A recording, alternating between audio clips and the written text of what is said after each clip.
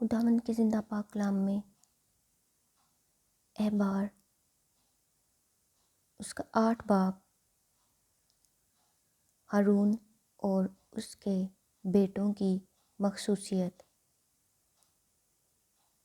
اور خداوند نے موسیٰ سے کہا، ہارون اور اس کے ساتھ اس کے بیٹوں کو اور لباس کو اور مسح کرنے کے تیل کو اور خطا کی قربانی کے بچھڑے اور دونوں مینڈھوں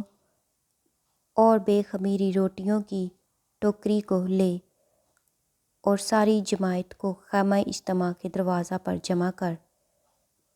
چنانچہ موسیٰ نے خداوند کے حکم کے مطابق عمل کیا، اور ساری جماعت خیمہ اجتماع کے دروازہ پر جمع ہوئی۔ تب موسیٰ نے جماعت سے کہا، یہ وہ کام ہے جس کے کرنے کا حکم خداوند نے دیا ہے۔ پھر موسیٰ ہارون اور اس کے بیٹوں کو آگے لایا اور ان کو پانی سے غسل دلایا، اور اس کو کرتا پہنا کر اس پر کمر بند لپیٹا، اور اس کو جبہ پہنا کر اس پر افود لگایا، اور افود کے کاریگری سے بنے ہوئے کمر بند کو اس پر لپیٹا، اور اسی سے اس کو اس کے اوپر کس دیا، اور سینہ بند کو اس کے اوپر لگا کر سینہ بند میں اوریم اور تمیم لگا دیے، اور اس کے سر پر امامہ رکھا، اور امامہ پر سامنے سونے کے پتر یعنی مقدس تاج کو لگایا، جیسا خداوند نے موسیٰ کو حکم کیا تھا۔ اور موسیٰ نے مسح کرنے کا تیل لیا اور مسکن کو اور جو کچھ اس میں تھا سب کو مسح کر کے مقدس کیا، اور اس میں سے تھوڑا سا لے کر مذبح پر 7 بار چھڑکا، اور مذبح اور اس کے سب ظروف کو اور حوض اور اس کی کرسی کو مسح کیا تاکہ انہیں مقدس کرے، اور مسح کرنے کے تیل میں سے تھوڑا سا ہارون کے سر پر ڈالا اور اسے مسح کیا تاکہ وہ مقدس ہو۔ پھر موسیٰ ہارون کے بیٹوں کو آگے لایا اور ان کو کرتے پہنائے، اور ان پر کمر بند لپیٹے، اور ان کو پگڑیاں پہنائیں جیسا خداوند نے موسیٰ کو حکم کیا تھا۔ اور وہ خطا کی قربانی کے بچھڑے کو آگے لایا، اور ہارون اور اس کے بیٹوں نے اپنے اپنے ہاتھ خطا کی قربانی کے بچھڑے کے سر پر رکھے۔ پھر اس نے اس کو ذبح کیا، اور موسیٰ نے خون کو لے کر مذبح کے گردا گرد اس کے سینگوں پر اپنی انگلی سے لگایا، اور مذبح کو پاک کیا، اور باقی خون مذبح کے پایا پر انڈیل کر اس کو اس کا کفارہ دیا تاکہ وہ مقدس ہو۔ اور موسیٰ نے انتڑیوں کے اوپر کی ساری چربی اور جگر پر کی جھلی اور دونوں گردوں اور ان کی چربی کو لیا اور انہیں مذبح پر جلایا، لیکن بچڑے کو اس کی کھال اور گوشت اور گوبر سمیت لشکرگاہ کے باہر آگ میں جلایا، جیسا خداوند نے موسیٰ کو حکم کیا تھا۔ پھر اس نے سوختنی قربانی کے مینڈھے کو حاضر کیا، اور ہارون اور اس کے بیٹوں نے اپنے اپنے ہاتھ اس مینڈھے کے سر پر رکھے، اور اس نے اس کو ذبح کیا، اور موسیٰ نے خون کو مذبح کے اوپر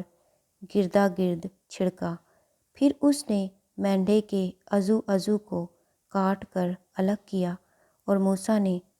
سر اور اعضاء اور چربی کو جلایا، اور اس نے انتڑیوں اور پایوں کو پانی سے دھویا، اور موسیٰ نے پورے مینڈھے کو مذبح پر جلایا۔ یہ سوختنی قربانی راحت انگیز خوشبو کے لیے تھی، یہ خداوند کی آتشین قربانی تھی جیسا خداوند نے موسیٰ کو حکم کیا تھا، اور اس نے دوسرے مینڈھے کو جو تخصیصی مینڈھا تھا حاضر کیا، اور ہارون اور اس کے بیٹوں نے اپنے اپنے ہاتھ اس مینڈھے کے سر پر رکھے، اور اس نے اس کو ذبح کیا، اور موسیٰ نے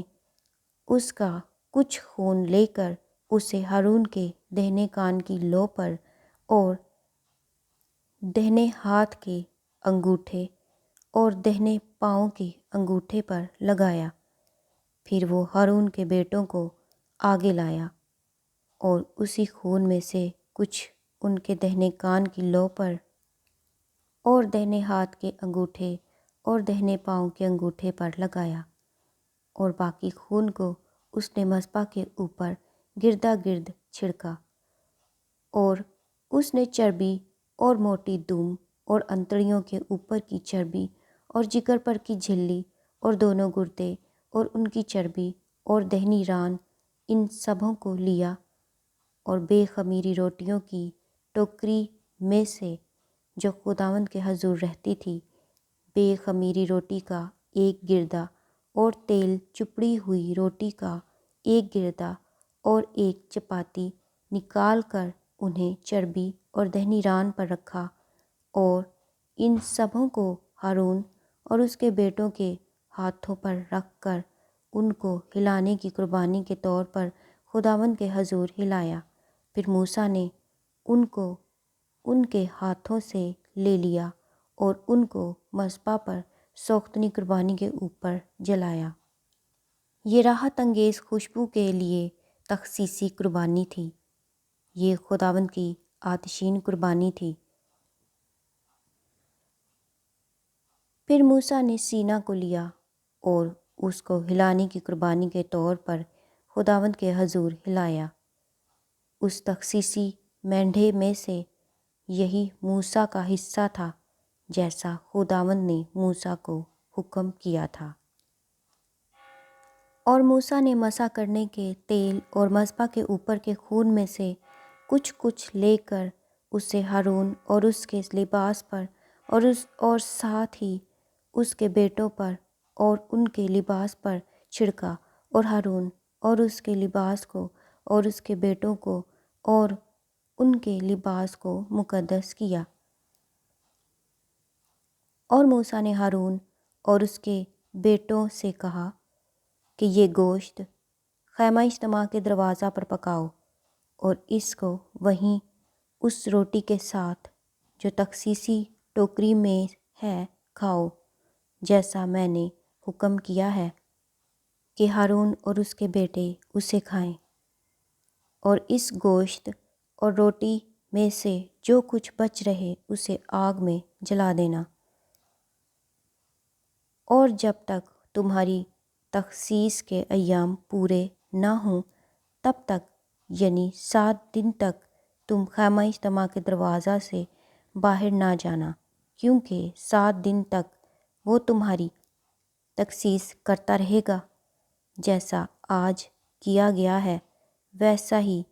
کرنے کا حکم خداوند نے دیا ہے تاکہ تمہارے لیے کفارہ ہو۔